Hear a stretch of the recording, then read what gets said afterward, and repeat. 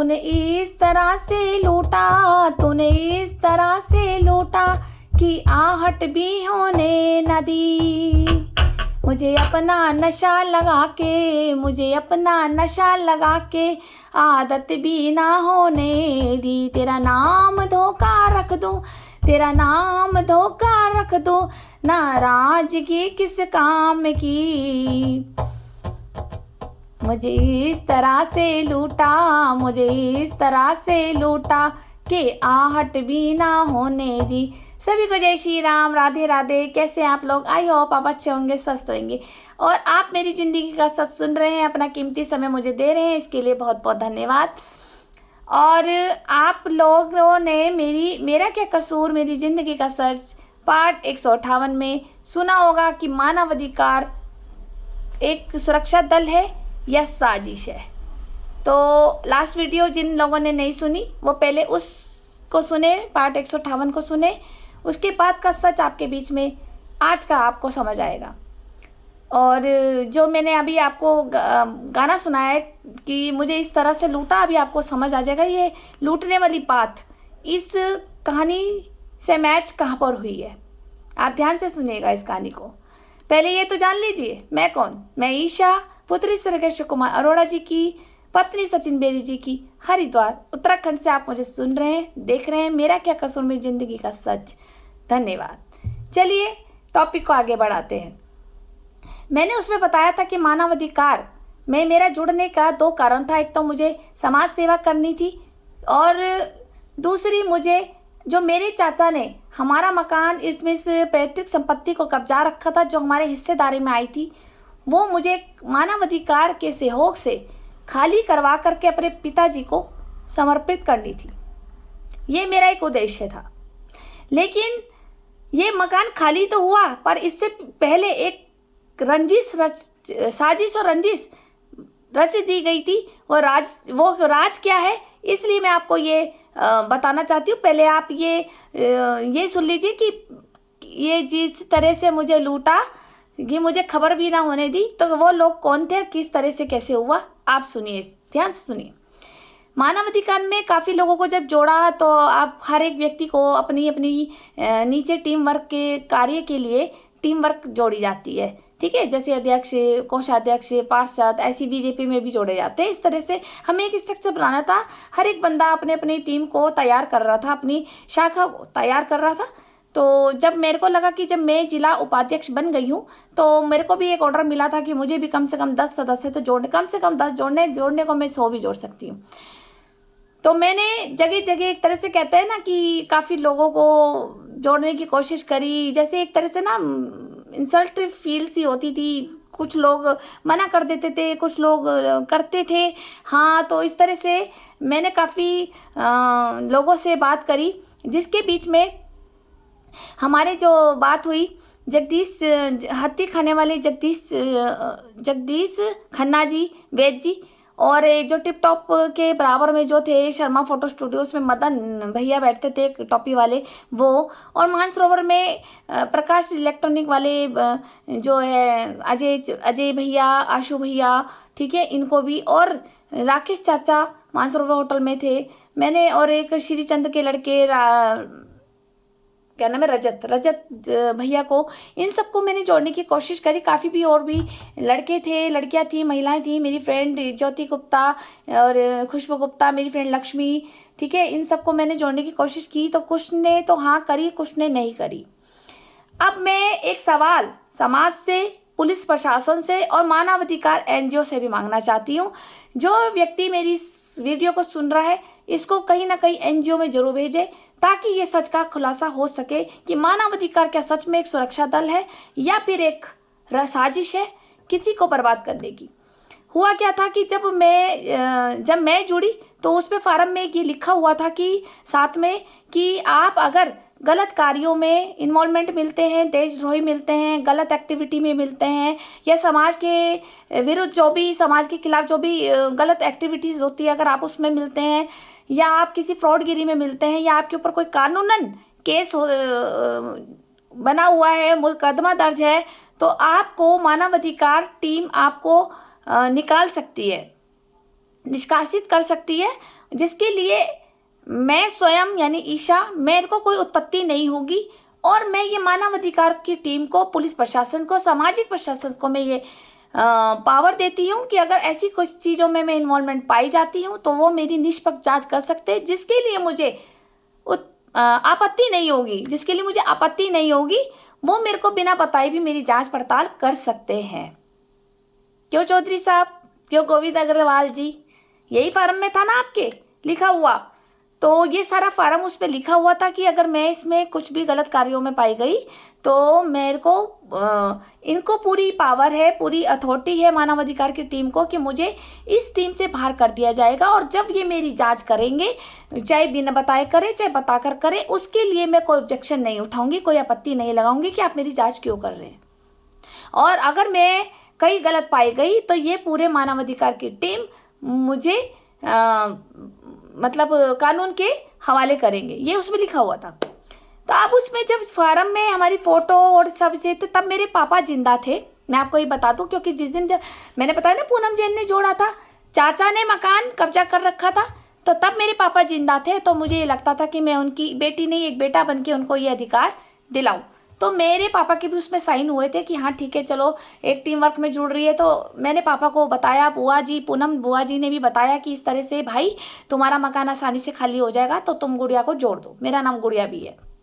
मेरे पापा ने यस कर दी और साइन कर दिया आसानी से। मैंने भी कर दिए, सारे पेपर पढ़े मैंने सब साइन करे। और उसमें लगना था एक करेक्टर सर्टिफिकेट, चरित्र प्रमाण पत्र, जिसे हमारे लोकल पार्षद और कोतवाल वगैरह ये बनाते हैं। उस वक्त मुझे कोई ना जानकारी नहीं थी, क्योंकि राजनीति मुझे समझ नहीं आती थी।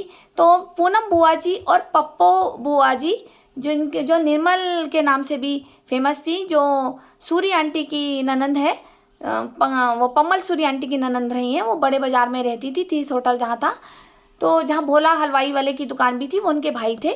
तो वहाँ पे उनका घर था रामगिरी की हवेली में। तो उन्होंने कहा कि हमने भी बनवाना है ई कार्ड, तो चलो हम भी तेरा बनवा देते हैं। तो ये लोग मेरे को पहले कहाँ लेके गए, चित्रा टाकिस वाली गली में कोई सुभाष घई अंकल रहते थे, उनके घर ये लेके गए। वहाँ पे उन्होंने मेरे से पूछा कि क्या तुम ये समाज सेवा करोगी, इतनी उम्र में तुम्हें ये सब आता है? मैंने कहा सीख लेंगे, करना चाहिए, शौक है मुझे, मैं सीख लूँगी तो मैं करूँगी भी। जब मैं अभी बिना पद के लोगों की मदद कर देती हूँ, जब मेरे पे पद मिल जाएगा तो मैं तो फिर बहुत कुछ कर सकती हूँ समाज के लिए, इसलिए मुझे ये कलम चाहिए। तो उन्होंने मेरे को ये उन्होंने जब मेरे को देखा और उन्होंने साइन कर दिया, उस जो इनके पेपर थे मानवाधिकार के, ठीक है इसो के, और बना के दे दिया। उसके बाद इन्होंने बड़ी कोतवाली में आए, बड़ी कोतवाली में भी पुलिस को ये पेपर दिए। और उसके बाद हम लोग घर चले गए, पुलिस को जांच करनी होती, तो 2 दिन बाद इन्होंने वो पेपर साइन करा के दिए कि हाँ जी क्लियर है, इट्स ओके। तो मेरा फिर ये कार्ड बन के आ गया था जिला उपाध्यक्ष का, जहाँ ब्रजवासी मिठाई वाले गोविंद अग्रवाल जी जिला अध्यक्ष थे। आपको मैंने लास्ट वीडियो में बताया ही है कि हमारे नेशनल चेयरमैन दुर्गा प्रसाद तिवारी जी, और फिर उत्तराखंड के अध्यक्ष हमारे नितिन चौधरी जो लक्सर से हैं, और उसके पास वाइस चेयरमैन ध्रुव वर्षवाल थे, कोषाध्यक्ष हमारे खेमचंद भोला जी थे, सचिव हमारी पूनम जैन थी, और मैं ब्रजवासी मिठाई वाली जी जो अध्यक्ष बने थे उनके साथ मेरे को उपाध्यक्ष बना दिया गया था, क्योंकि मैं अभी कार्यों को ठीक से करना नहीं जानती थी, इसलिए मुझे इस पद पे डाला गया था, वो भी 5100 रुपये लेकर। लेकिन अब मैं आपके सामने कहना चाहती हूँ कि अगर मानवाधिकार में ये सब सवाल लिखे होते हैं, पेपर पे लिखा होता है कि अगर आप करैक्टर के खराब है या किसी तरह से कानूनन मुकदमे में फंसे हुए हैं, किसी भी तरीके से समाज के खिलाफ आप गलत कार्य कर रहे हैं, देशद्रोही हैं, या किसी भी तरीके से गलत एक्टिविटी में है, तो आपको ये निकाला जाएगा, राइट। लेकिन उसके बावजूद भी मैं अपनी टीम से ये पूछना चाहती हूँ, अगर वो मुझे सुन रही है, तो मेरा ये जिला उपाध्यक्ष का कार्ड बन के आया, ठीक है। अब मैं नहीं जानती कैसे आया, कैसे जांच हुई, क्या हुआ, आई डोंट नो। मेरा कार्ड बन के आ गया था, वो भी तब जब मेरे पापा एक्सपायर हो गए थे। जब मैं ज्वाइन करा तब मेरे पापा जिंदा थे, तब तक ये इंक्वायरी चल रही थी। उसके बाद इन्होंने क्या नाम बोलते हैं सॉरी मेरे गले में थोड़ा आज दिक्कत है। अब आती है बात सवालों की। अब जब मैंने जो हाथी खाने के बराबर में वेद जी हैं जगदीश खन्ना जी, इन्होंने कोई पद नहीं लेना था, इन्होंने सीधा कहा कि मेरे को सदस्य बनाना है। तो इस सदस्य की फीस इन्होंने 2100 रुपये मुझे दी। और जो टिप टॉप के बराबर में फोटोग्राफर थे मदन शर्मा टॉपी वाले, इन्होंने मुझे 2100 रुपये दिए। अजय, आशु भैया और राकेश चाचा ने तो मना कर दिया था। इन्होंने कहा कि भैया जब मानव अधिकार में समाज सेवा करानी है तो फ्री में क्यों नहीं जोड़ रहे, हमें टीम ही तो जोड़नी है। जब सेवा करने का इतना शौक चढ़ रहा है पूरी टीम को, तो फिर फ्री में जोड़ो ना, ज़्यादा से ज़्यादा 100 रुपये लो फार्म भरने के। ये क्या है कि पद के सदस्य बनने के 2100 और पद के 5100, ये तो पैसे खाने वाली फ्रॉडगिरी बात हो गई। उस तरह से इन्होंने समझा दिया, क्योंकि ये बड़े समझदार थे, बड़े अच्छे थे, मेच्योर थे, और अपनी उम्र के हिसाब से तो उन्होंने ठीक बोला। मैं तो बच्ची थी तो मुझे इतनी अकल भी नहीं थी, मैं जोड़ना चाहती थी इन टीम वर्क को, लेकिन इन्होंने कहा जोड़ना है तो ईशा हमें फ्री में जोड़, वरना हम नहीं जोड़ेंगे। अब फ्री में तो हमारे कोई नियम ही नहीं था कि पता नहीं नियम था नहीं था, ये मैं नहीं जानती। आप कमेंट कीजिए कि क्या ये नियम थे। और ऐसी मानवाधिकार एनजीओ को आप ये मेरी वीडियो सेंड कर सकते हैं, तभी ये सच का खुलासा होगा कि क्या ये पैसे और फ्रॉडगिरी का काम है इसमें। तो इस तरह से इन लोगों ने मुझे मना कर दिया। फिर आए हमारे नरेश जोशी, जो हरीश टेल वाले अंकल जी के सबसे बड़े बेटे, एडवोकेट नरेश जोशी उर्फ सोनू, जो हमारी खास रिश्तेदारी आपको पता ही बचपन से रही है। मैंने इसको भी जोड़ा, पर ये थोड़ा शातिर तो निकला, क्योंकि ये भी दिमाग से काम लेता है। तो इसने मुझे बोला कि ठीक है मुझे पद चाहिए, मैं तो सदस्य बनूंगा नहीं, तू एक काम कर, तू मुझे कोई सा भी पद दिला दे, 5100 रुपये तू अभी अपनी जेब से दे दे, जैसे ही कार्ड बन के आएगा मैं तुझे दे दूंगा। बाकी इसने फार्म वारम भर के मुझे सारा दे दिया। वो सारे जिन लोगों ने पैसे दिए वो पैसे मैंने इकट्ठे करे, जिन लोगों ने नहीं दिए और उनको नहीं जोड़ा, और जिनके पैसे मैंने अपनी पॉकेट मनी से दिए थे वो सब मैंने पैसे अपनी हिसाब से लगा करके और मैंने जा करके सर को दे दिए। यानी कि हमारे बड़े सर हो गए, जैसे ब्रजवासी मिठाई वाले हो गए, और हमारे नितिन चौधरी जी, इनको हमने सब सबमिट करा दिया। अब उसमें से क्या हुआ कि कुछ के कार्ड बन के आ गए, हमारे मदन शर्मा भाई फोटोग्राफर के बन के आ गया, जगदीश चाचा का आज तक बन के नहीं आया, जिसमें कि इनके 2100 रुपये भी मारे गए हैं वहाँ तक। आज तक वो पैसे वापस भी नहीं आए, और ना ही मैंने इनको अपनी पॉकेट मनी से दिए थे। पर ठीक है, इन्होंने इतना तो एडजस्ट मेरे साथ कर दिया था कि भाई पैसे नहीं दे रहा है तो कोई बात नहीं। मतलब बंदा जैसे बोलता है ना, मेरे क्या हो गया, मेरे 2100 खा गया, तो जो नहीं दे रहा वो कीड़े पड़ेंगे उसको, इस तरह से इन्होंने ऐसी तरह से बोल दिया। लेकिन कोशिश चाचा ने पूरी करी थी कि मेरे को अक्सर ले चल, मैं अपना आप निकाल के ले आऊँगा पैसे। लेकिन चौधरी साहब तो घर पे मिलते ही नहीं थे, का ये बहुत बिजी लाइफ है इनकी, तो ये मिलते ही नहीं थे, तो इस तरह से वो कभी आमना सामना भी नहीं हुआ। यहाँ तक कि इन्होंने मेरे सामने तो फ्रंट पे कभी देखा ही नहीं है बड़े हमारे अध्यक्ष जी को। फिर उसके बाद आए हमारे नरेश जोशी एडवोकेट। अब इन्होंने ये बोला मैं कि भाई इसके पैसे मैंने 5100 रुपये पद के मैंने अपनी जेब से दे दिए थे, ठीक है। और जब मैंने दे दिए उसके बाद जब मैंने इनके कार्ड कुछ के बन के आए और कुछ के नहीं बन के आए, तो मैंने ये सवाल उठाया, मुद्दा उठाया कि भाई इन लोगों के बन के आ गए, इन लोगों के नहीं बन के आए, और नरेश जोशी के हिस्से के पैसे मैं अपनी जेब से दे चुकी हूँ, और मुझे वो कार्ड उसको देना है, तो वो मुझे पैसे देगा। तब क्या ये हम दोनों भाई बहन की जोड़ी और हम दोनों भाई बहन के रिश्तों में रिश्ता खराब कराने वाली कहानी थी कि मैंने अपनी जेब से पैसे दे दिए, उसके बाद उसका कार्ड नहीं आया, वो मुझसे सवाल कर रहा कार्ड क्यों नहीं आया। मैं अपनी टेंशन में कि मेरे पैसे इसके फालतू में लग गए, एक तो कार्ड भी नहीं आया, ऊपर से मेरे पैसे भी चले गए, पॉकेट मनी मेरी 5100 मेरे पापा के हिस्से के थे, तो मैंने उसमें से दे दिए थे। उसके बाद भी हम कार्ड नहीं आया तो बंदा तो सवाल उठाएगा ना। इसने मुझसे काफ़ी बार बहुत पूछा भी, फिर इसने मुझे कहा कि चल मैं सामने मिलता हूँ, मैं पूछ करके आता हूँ। एक बार हम नरेश जोशी और मैं इसके साथ लक्सर भी आए थे, तो हमारे सर नहीं थे, और जब फ़ोन लगाया तो फ़ोन भी बंद निकला हमें। फ़िलहाल हम वापस आ गए, फिर भी इसने ये कहा कि मुझे कोई फ्रॉडगिरी का मामला लग रहा है। फिर भी मैंने बड़ी जिद से फ़ोन करके बात करी, तो मैंने और गोविंद अग्रवाल से बात करी, दीपक धीमान जी से बात करी कि भाई इस तरह से तो ये फ्रॉडगिरी हो गई है, मुझे तो बिल्कुल इंसल्ट लग रही है अपनी कि मेरे तो पैसे चले गए, ये भी शुक्र बनाओ कि मेरी जेब से चले गए थे ये, ठीक है, 5100 रुपये। जब वो चले गए तो उसके बाद भी कार्ड नहीं आया, तो जब मैंने जब सवाल उठाया तो ये सवाल का जवाब ये देते हैं कि तुम इन लोगों से पूछो ये क्या काम करते हैं जो इनके कार्ड नहीं बन के आए हैं, और तुम लोगों का क्यों आ गया। एक पूनम जैसी, आप जानते हैं पूनम जैन महिला कैसी रही हैं अपने उसमें अपनी जवानी में, उनकी जैसे कई कार्ड बन के आ गए, और मेरी जैसी कि जो मैं एक ध्येय व्यापारी आप लोगों के नज़रों में हूँ, एक ध्येय व्यापारी हूँ, ड्रग्स माफिया हूँ, शराब माफिया हूँ, मैंने अपनी माँ को भी मारा है, बहन को भी मारा है, मैं लड़ती थी, मैं बदतमीज हूँ, मैं हर किसी को मारती पीटती हूँ, लड़ाकू विमान हूँ मैं आप लोगों की नज़र में। तो उसके बाद भी मेरा कार्ड बन के आ गया था। आखिर कैसे और क्यों आ गया था? क्या मानवाधिकार की टीम क्या हमारी जैसी ध्येय व्यापारी लड़कियों को रखना पसंद करती हैं या फिर साफ सुथरे लोगों को रखना पसंद करती हैं? अगर हमारी जैसी ध्येय व्यापारी लड़कियों को रखना पसंद करती है तो फिर आपका भी चरित्र हमारे से भी तो गंदा हो सकता है, कीचड़ तो आपके साथ भी चिपकेगा। लेकिन उसके बाद हमारे कार्ड बन के अगर हमारे नरेश जोशी भाई के आज तक नहीं बन के आया और दीपक चाचा का नहीं बन के आया, और दो चार और थे जो मेरी टीम में नहीं थे, वो किसी और ने जोड़े थे, पूनम बुआ जी ने जोड़े थे, तो उनके भी कुछ सदस्यों के कार्ड नहीं बन के आए थे और वो पैसे उनके मारे गए थे। क्या था? मानवाधिकार क्या था? क्या हमारी इमेज और प्रतिष्ठा खराब करने था कि लोग हमारे को ये बोले ये चोर है, डकैत है, मानवाधिकार के नाम पर ये पैसे ठगते हैं और उसके बाद ना ये कार्ड देते हैं ना ये पैसे वापस देते हैं, तो ये इस तरह से खराब लोग हैं? क्या हमारी सोसाइटी में एक प्रतिष्ठा खराब करने के लिए ये चाल खेली गई थी? आप समझ आ रहे हैं? आखिर अगर मानवाधिकार में हमारी जैसी पूनम जैन जैसी मेरी जैसी लड़कियों के कार्ड बन के आ रहे हैं तो यानी कि मानवाधिकार एक देह व्यापार है फिर, राइट? और यदि अगर इनके शरीफ लोगों के कार्ड नहीं बन के आ रहे तो क्या मानवाधिकार या कोई महिला आयोग संगठन जो भी एनजीओ खुलती है तो क्या ये एक शराफत का संगठन नहीं है?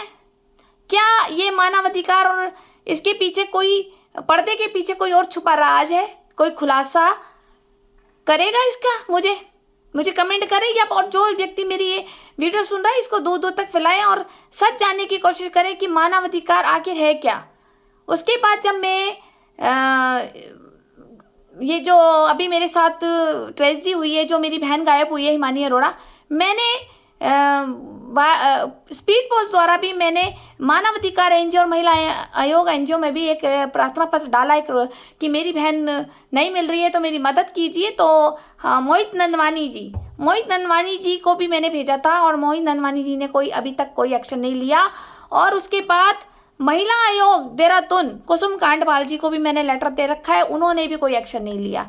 तो मैं ये जानना चाहती हूँ अपने बीजेपी सरकार से, अपने हमारे माननीय नरेंद्र मोदी जी से और हमारे मेरे फेवरेट योगी बाबा जी से और हमारे हरिद्वार के मदन कौशिक विधायक जी से, आपके ही क्षेत्र में ये सब काम हो रहे थे और आपकी जानकारी में डालना चाहिए था। क्या ये मानवाधिकार और ये महिला आयोग ये एक इसका सच क्या है ये मुझे लाके दें। क्या ये एक फ्रॉडगिरी है, पैसे से लूटना और फिर पद ना देना, फिर अचानक से टीम बनी, सारा काम भी हो गया और उसके बाद ये टीम बंद हो गई अचानक से, ठीक है, जिसमें मैंने मोहित नंदवानी जी को भी लेटर दिया, तो क्यों नहीं कार्रवाई की? अगर ये सच में मानवाधिकार में हम जैसे मानव के हेल्प करना चाहते हैं, हमारी सुरक्षा करना चाहते हैं, हमें मदद देना चाहते हैं, तो क्यों नहीं हमारे लेटर पे कार्रवाई की गई? क्यों नहीं इन्होंने मेरे साथ दिया? क्या है आखिर मानवाधिकार और महिला आयोग? क्या एक फ्रॉडगिरी है या फिर एक समाज सेवा, वो भी सिर्फ दिखावे की है? इसके पीछे का सच का राज कुछ और है? आखिर था क्या? मुझे आज तक नहीं समझ आया। अब तो ये समझ आ रहा है सिर्फ अपने मजे के लिए सब जीते हैं, अपने अपने पद पे सब बैठ जाते हैं, अपना काम बनता, भाड़ में जाए जनता, और उसके अलावा दुनिया को बेवकूफ़ बनाओ, टीमों में जोड़ो और 2-4 मीटिंग दिखा दो, इनसे पैसे लूटपाट करके खा लो और फिर एक तरह से एक बदनामी का दाग लग जाता है कि देखो मानवाधिकार में ये जा रहे हैं। अरे ये सब आइटम है ये। तो इस तरह के वर्ड्स सुनने को जब मिलते हैं ना मार्केट में, जो कानों में जाकर और कानों के रास्तों से दिमाग में लग जाते हैं और दिमाग के रास्ते से दिल तक लग जाती है बात कि अरे हम तो समाज सेवा करने के लिए उतरे थे, लेकिन लोगों की मेंटालिटी देखो कि क्या हम इस काम से जुड़े हुए हैं? क्या हमें सच नहीं बताया गया था कि हम किस लिए जुड़े हैं? तो इसके लिए आप मुझे बताएं। अगर जब हमारे सुभाष घई पार्षद जी ने जब साइन कर दिए तो उसके बाद कुछ लोगों के कार्ड बन के आए और कुछ के नहीं बन के आए, आखिर क्यों? या तो हम चरित्रहीन थे या वो चरित्रहीन है, राइट। चरित्र प्रमाण पत्र तो लगता ही है। अब इसकी कहानी है राज, आज तक मुझे तो पता नहीं चला। जब सच आया सामने या अब अकल आ रही है तो वो इतने साल बाद आ रही है कि आखिर सच क्या था। कहीं ना कहीं एक दर्द मेरे सीने में बना रहता है कि नरेश भाई का भी नहीं बन के आया कार्ड, जगदीश चाचा का जिनके 2100 रुपये जा चुके हैं वो भी मुझे दर्द खलता है। और मुझे कहीं ना कहीं अब ये भी सुकून मिलता है कि अच्छा हुआ कि मैंने काफ़ी बड़ा स्ट्रक्चर नहीं बनाया, और अगर ये मैं बड़ा स्ट्रक्चर बना लेती और काफ़ी लोगों से मैं पैसे ले लेती और ये मैं फार्म जमा करा देती विद पैसे, और उसके बाद कुछ के कार्ड बन के आते या नहीं भी आते तो ये सारी पैसों की भरपाई मुझे खुद अपने पॉकेट मनी से करनी पड़ती, और नहीं तो मैं एक समाज के नज़रों में एक लालची, चोर, फ्रॉड और एक देशद्रोही कहलाई जाती, और मेरे परिवार की, मेरे पिताजी की और मेरी प्रतिष्ठा पे दाग लगता कि देखो कि इसके बच्चे चोर हैं, इस तरह से फ्रॉडगिरी में कमाते हैं। सही कहा या गलत कमेंट कीजिए और मेरी वीडियो शेयर कीजिए ताकि सच पता लग सके इन एनजीओ का। क्या ये एनजीओ सच में काम करती है? किसी की भी एनजीओ जो जहाँ भी है, क्या सच में एनजीओ काम करती है? क्या एनजीओ वाले पैसे लेकर के काम करते हैं? ये सब मुझे खुलासा चाहिए। किसी भाई को पता हो तो प्लीज़ मुझे बताए और कमेंट करे कि क्या था ये माजरा, कि थोड़े दिन के लिए मानवाधिकार खुला और फिर उसके बाद स्ट्रक्चर बंद हो गया, सारे लोग बिखर गए और यही नहीं पता आज कि सब कहाँ कहाँ रह रहे हैं। कुछ का पता है, जैसे गोविंद अग्रवाल जी हमारे लोकल है तो पता है कि हाँ भाई है, हमारे सब है। कुछ में आज तक भी मुझे नहीं पता लग रहा है कि हमारी टीम कहाँ बिखर गई। क्या थी ये? क्या सच में ये मानवाधिकार की नंबर 1 ईमानदारी वाली टीम थी या कोई फ्रॉडगिरी था? आखिर क्या था? आज इसके आगे मैं जल्दी वीडियो बनाऊंगी तो आप वो भी सुनिएगा, मानवाधिकार का सच। धन्यवाद।